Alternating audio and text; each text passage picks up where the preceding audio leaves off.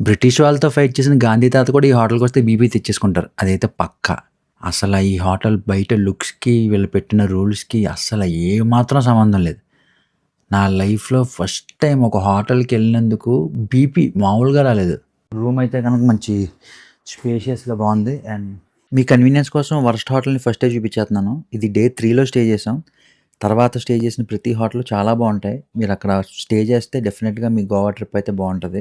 కానీ ఈ హోటల్ మాత్రం అవాయిడ్ చేసేయండి. ఇదే bedroom. AC, fan, lighting setup మొత్తం అంతా కూడా చాలా పర్ఫెక్ట్‌గా ఉంది. అండ్ వార్డ్రోబ్ కానీ, ఇంకా ఇది బాల్కనీ వ్యూ. ఇదే సెకండ్ బెడ్‌రూమ్. ఇక్కడ కూడా సేమ్ ప్రతి రూమ్‌కి సెపరేట్ వార్డ్రోబ్స్, ఈ టేబుల్ ఇచ్చారు. అట్ ద సేమ్ టైం ఆ టీపాలు. ప్రతి రూమ్‌కి ఇండివిడ్యువల్ ఏసీ అండ్ మిగిలినవి సేమ్. అండ్ ఓన్లీ ఒక రూమ్‌కి మాత్రమే బాల్కనీ ఫెసిలిటీ ఉంది. ఇదేంటిది? అది 2 వాష్‌రూమ్సా? వద్దు. And this is the washroom. ఈ మనిషిని చూసి హోటల్ వాళ్ళతో గొడవ పెట్టుకోలేదు గానీ, నిజంగా చెప్తున్నా మార్నింగ్ ఎంత పెద్ద గొడవ అయితే అంత పెద్ద గొడవ అయిపోయేది. బట్ ఈ ఒక్క మనిషి తను చాలా మంచోడు. అసల రిసీవింగ్ గాని అంతా కూడా నెక్స్ట్ లెవెల్. చాలా అంటే చాలా బాగా చూసుకున్నారు. బెడ్ కూడా కంఫర్టబుల్‌గా బావుంది. మంచి సాఫ్ట్‌గా. In front, there is crocodile festival. ఇంకా ఈ హోటల్‌లో కొన్ని వీళ్ళు రూల్స్ అండ్ రెస్ట్రిక్షన్స్ పెట్టారు. ఈ రూల్స్ చూసినప్పుడు బొక్కలు ఇవన్నీ జస్ట్ ఏదో నార్మల్గా పెడతారు అన్ని హోటల్స్లో అనుకున్నాను, కానీ మార్నింగ్ మొత్తం అన్నీ అప్లై అయ్యాయి. ఇక్కడ bedroom back side mountain view ఉందని చెప్పారు కదా. ఈ హోటల్ అంతా బాగుంది కానీ మెయిన్ ప్రాబ్లం ఏంటంటే వీళ్ళ రూల్స్ చాలా అంటే చాలా దరిద్రంగా ఉన్నాయి. మనం వండుకున్న యూటెన్సిల్స్ని మనమే క్లీన్ చేసుకోవాలి. రూమ్ సర్వీస్ అనే తోటి ఎందుకు ఏడ్చిందో నాకు అర్థం కాదు. టవల్ పైన మరకపడ్డా దానికి ఫైన్ అంట, బెడ్షీట్ పైన మరకపడ్డా దానికి ఫైన్ అంట. మొత్తం ఫైన్లే, ఎక్కడికక్కడ ఫైన్లు. మరి అదే ఆ విషయంలో ఏమన్నా అంటే యూటెన్సిల్స్ మనం క్లీన్ చేయకపోతే అంట 1000 రూపీస్ అంట. ఎస్ఎస్సి హాస్టల్ ఏంటిది? యూటెన్సిల్స్ అన్నీ మనమే క్లీన్ చేసుకోవాలి. వీడప్పుడు ఇంట్లో కూడా పని చేయడం చూడలేదు నేను ఫస్ట్ టైం. పిలిచి తక్కువైనా ఏమైనా అయితే అన్నీ చేసుకోమా. అండ్ ఇంకొక విషయం ఏంటంటే లేట్ చెక్అవుట్కి గంటకు వచ్చి 300. పార్కింగ్ ఫెసిలిటీ అన్నీ కూడా బాగున్నాయి. ఈ రూల్స్ మాత్రం అస్సలు ఇప్పటి వరకు నేను ఏ హోటల్లోనే అనలేదు. చాలా అంటే చాలా దరిద్రంగా ఉన్నాయి. ఎలా ఉంది లోకేష్? సమానం రాత్రి ఏ పని చేయలేదని పొద్దున పని చేయద్దా. రాత్రి కుకింగ్ చేసుకున్నాం. ఏదో పెద్ద సీనియర్ కుక్ లాగా వచ్చేయాలి నువ్వు వచ్చేయాలా అరే నా కొడుకు ఆయనే చేసాడు, ఏదన్నా చేసాడు. నువ్వు ఒక్కడే తెల్ల రేపు పొద్దున మాత్రం నీదా రాత్రి చేసేస్తావు అనుకుంటే నువ్వు తింటా అన్నావు కదా. నేను తింటానంటే ఇంకా కర్రీ ఉంచాను, రైస్ ఉంచాను. తప్పించుకోవడానికి ఇంకా ఆప్షన్ దొరకలేదు.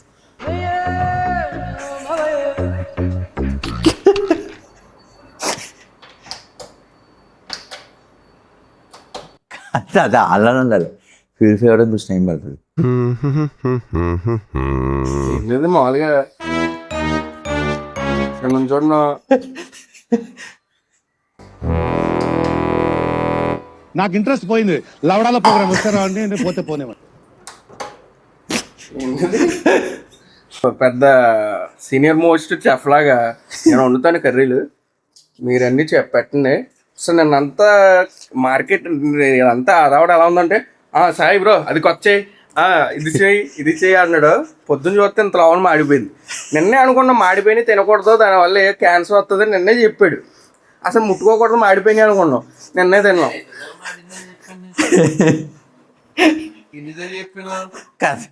ఒక బ్రెడ్ కోసం చేస్తేనే సార్ గారు వండకుండా వాంత అయిపోయిలో చేసాడు. ఇప్పుడు సార్ నేనంటున్నా అదే నాకు రాదు అండ్ నేను అది ఫిక్స్. ఇప్పుడు వచ్చాను యాక్టింగ్, నేను రాదని నేను ఫిక్స్, నేను చేయలేను అన్న. నేను ఏదో వచ్చాను, ఏదో బ్రెడ్ ముంచి తీసాను, అదేం పని అవ్వలేదు, అందరూ నన్ను తిట్టుకున్నారు. నేను ఒక్కనే వేసుకుని తిన్నాను 2, తర్వాత ఇది చేస్తా అన్నారు, కూర్చున్నాను. అవి గిన్నె చూడగానే సాయన్నయ్య చూడగా నాకు అర్థం అవట్లేదు ఏం చేయాలి. నేను వచ్చి ఏమైందిరా అంటే ఇది ఏంటని ఇలా ఉందన్నాడు. నేనేమో ఇది ఇలానే ఉంటుందిరా అంటున్నాను. నా తర్వాత ఎందుకో డౌట్ వచ్చింది. అరే కత్తి తీసి గోగన్నాను. ఇలా గోగ్గానే పిచ్చులకి దబ్బా పడుతుంది. అన్నా నాకు తెలిసి మన ఊరన్న మందం ఉంటుందేమో పైన. ఇడు అన్నాడు నిన్నే కదా నేను మాడిపోయి తినకూడదు అనుకున్నా. రాత్రి తినేసామేంటి. వెళ్ళేలోపు ఏదో ఒకటి పోగొట్టేయాలి. ప్రతి ట్రిప్లో అంతే. అప్పట్లో చెన్నైలో మోసి పోగొట్టేసాను. ఇప్పుడు సర్లే ఏం పోగొట్టకుండా అన్నీ జాగ్రత్తగా చూసుకుని వెళ్తున్నానులే అనుకున్నాను. పార్ట్స్ పోగొట్టేసాను. సర్లే పార్ట్సే కదా అనుకున్నాను. పొద్దున్న చూసేసరికి ట్రిమ్మర్ పోగొట్టేసాను. జనరల్గా రూమ్ తీసుకుంటే రూమ్ సర్వీస్ అనేది హోటల్ వాళ్ళే చేయాలి. ఈ హోటల్లో మేము రూమ్ తీసుకున్న పాపానికి రూమ్ క్లీనింగ్ మాతోనే చేయించారు, యూటెన్సిల్స్ క్లీనింగ్ మాతోనే చేయించారు. ఆఖరికి టవల్ యూజ్ చేసాం. ఆ టవల్కి చిన్న మరకలు పడ్డాయని చెప్పేసి ఆ టవల్స్కి ఒక్క టవల్కి 1000 రూపీస్ ఛార్జ్ అడిగారు. అప్పటికి ఆర్గ్యుమెంట్ చేస్తే కింద దోబి అయితే అయ్యి బాబోయ్ అసలు ఆవిడకున్న నెగస్టాలు భూప్రపంచంలో ఎవ్వరికీ ఉండవేమో. మామూలు ఎగస్టాలు కాదు. ఆఖరికి ఇంకా నాకు ఇంక ఒళ్ళు మండిపోయి ఇంక ఫైర్ అయిపోయి అసలు ఈ టవల్కి ఎవడన్నా ప్రపంచంలో 2000 పే చేస్తారా నాకు అర్థం కాక అడుగుతున్నాను. అంటే ఇది ప్రీమియం లెనిన్, ప్రీమియం లెదరు ఏయో పేర్లు చెప్తుంది. లుక్స్ బాగున్నాయి కదా అని ఈ హోటల్ని ఎవరన్నా బుక్ చేసుకుంటే వాళ్ళు బుక్ అయిపోయినట్టే. మేము గోవాలో స్టే చేసిన ఫస్ట్ హోటల్ ఇది. ఒకవేళ మీరు బాగా బీచ్కి దగ్గరలో స్టే చేయాలనుకుంటే ఇదే బెస్ట్ ఆప్షన్. ఐవీ రిట్రీట్ ఒక అపార్ట్మెంట్ని హోటల్లా కన్వర్ట్ చేశారు. ఈ హోటల్కి స్విమ్మింగ్ పూల్ ఫెసిలిటీ, ఇంకా పార్కింగ్ ఫెసిలిటీస్ అన్నీ కూడా ఉన్నాయి. హోటల్ మాత్రం చాలా చాలా బాగుంది.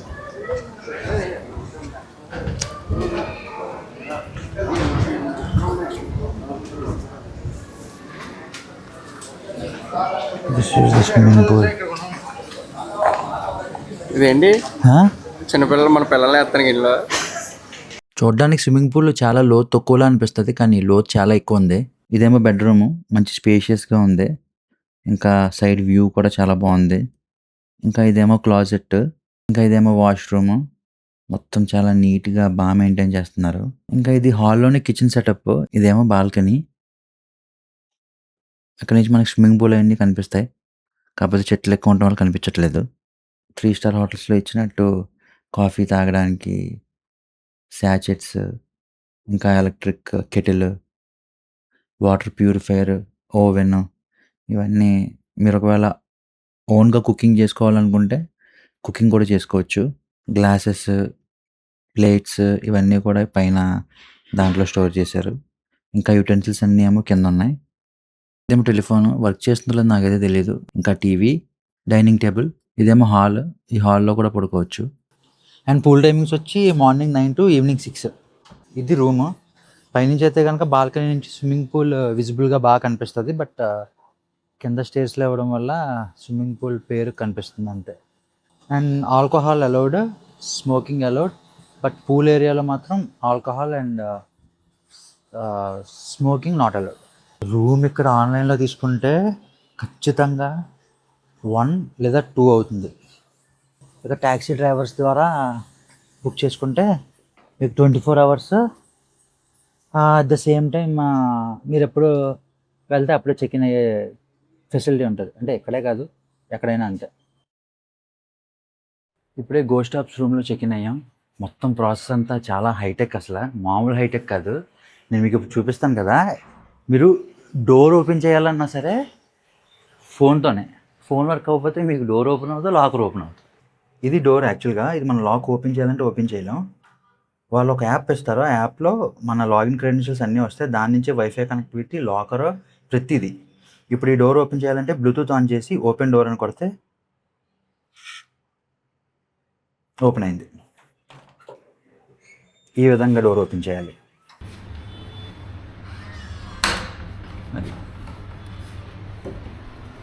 ఇవి మన డామ్ బెడ్స్.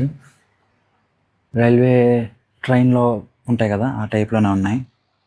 బెడ్ లోపల ఇలా ఉంటుంది. మనకి సపరేట్గా charging socket, light, fan, at the same time phone అవి హోల్డ్ చేయడానికి ఒక కేస్, ఐ మీన్ ఒక ర్యాక్ లాంటిది ఇస్తారు. బెడ్ కంఫర్ట్ కూడా బాగుంది. కాకపోతే ఇది ఎలాంటి వాళ్ళకి సెట్ అవుతుందంటే సోలోగా ట్రావెల్ చేసే వాళ్ళకి. మళ్ళీ గ్రూప్ తోటి వాటితోటి ఎవరైనా ఎక్కువ మంది వచ్చి అందరికీ ఒకే రూమ్లో ఇస్తే ఓకే, బట్ ఇండివిజువల్గా ఒక్కొక్కరిని ఒక్కొక్క రూమ్లో పడేసారనుకో, అలాంటి వాళ్ళకి సెట్ కాదు. ఇదే వాష్రూమ్. ఏ రూమ్కి ఆ రూమ్ సెపరేట్ వాష్రూమ్ ఉంటుంది. Vanity mirror. పైకి వెళ్ళి మిగిలిన స్పేసెస్ ఎలా ఉన్నాయో చూద్దాం.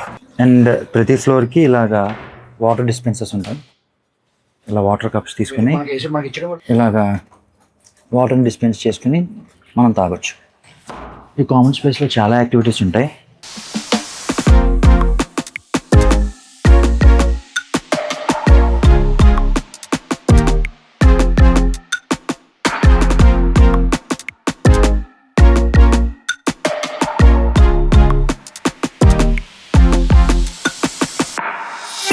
ఇదే కామన్ స్పేస్.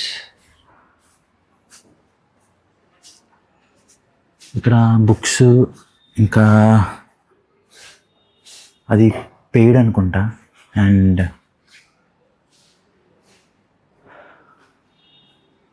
మంచి కలర్ఫుల్గా ఇది మాత్రం బాగుంది. ఇది ఇంకో కామన్ ఏరియా.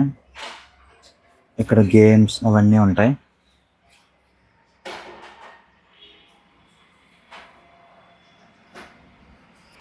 ఇక్కడ నుంచి వ్యూ చూసారా? అసలు వ్యూ మాత్రం భలే ఉంది. వ్యూ మాత్రం భలే ఉంది. ఎక్స్పీరియన్స్ ఎంత అంటే గ్రూప్స్కి నచ్చినా నచ్చకపోయినా ఈ కామన్ ఏరియా మాత్రం నెక్స్ట్ లెవెల్. ఈ గోస్ట్ ఆఫ్లో డోమ్ బెడ్ తీసుకుంటే మనకి జిగ్ బైట్స్ అని, రెంట్ ఏ స్కూటర్ అని చెప్పేసి, అలాగే ఇన్స్టెంట్ స్టోరు, ఇక్కడ ఎక్స్ప్లోర్ హాస్టల్ అని చెప్పేసి ఒక ఆప్షన్ ఉంటుంది. ఇందులో చాట్ రూమ్ ఇది. ఇందులో ఈ చాట్ రూమ్లో స్పెషాలిటీ ఏంటంటే ఎవరికి వాళ్ళ ప్లాన్స్ని ఇందులో చెప్పుకుంటారు. ఇప్పుడు నాకు బీచ్కి వెళ్ళాలని ఉంది, నాకు ఏట్లోకి వెళ్ళాలని ఉంది, అలా. ఇప్పుడు ఆ ప్లాన్ మనకు నచ్చింది అనుకోండి, మనం జాయిన్ అవ్వచ్చు. లేదా మన ప్లానే మనం వాళ్ళకి చెప్పి వాళ్ళకి ఆ ప్లాన్ నచ్చితే వాళ్ళు మనతో జాయిన్ అయిపోతారు. అలాగా కొత్త పరిచయాలు ఏర్పడతాయి. అండ్ తినే ప్లేస్ బ్యాక్ వ్యూ ఎలా ఉంటుంది.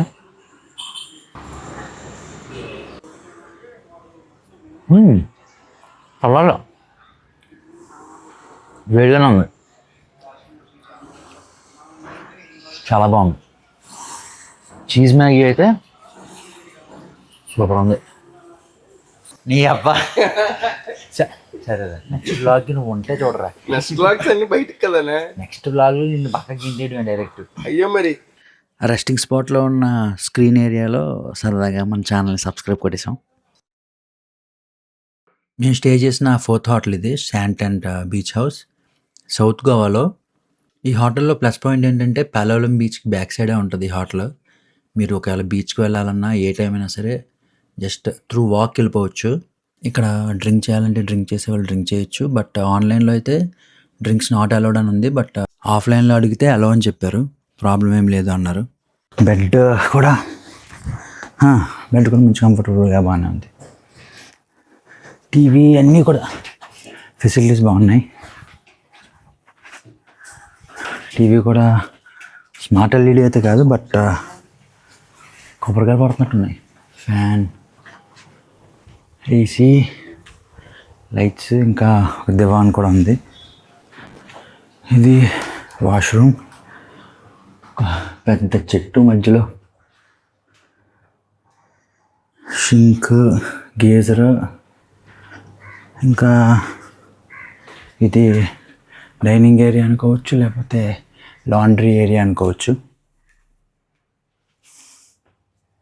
కార్ పార్కింగ్ ఫెసిలిటీ ఉన్న స్టే పక్కన నుంచి లోపలికి వస్తే జస్ట్ పక్కనే సీమా కార్ ట్యాక్సీ స్టాండ్ ఒకటి ఉంది, అక్కడ పెట్టుకోవచ్చు. ఇక్కడతో ఈ గోవా వ్లాగ్స్ అన్నీ అండ్ నెక్స్ట్ వ్లాగ్స్ కోనసీమవి, at the same time Arunachal Pradesh సంబంధించినవి, ఇంకా కొన్ని ఆఫ్ బీట్ లొకేషన్స్ కూడా వస్తాయి. ఛానల్ని సబ్స్క్రైబ్ చేసుకోండి, మీ ఒపీనియన్ని కామెంట్ చేయండి. Thanks for watching. బై.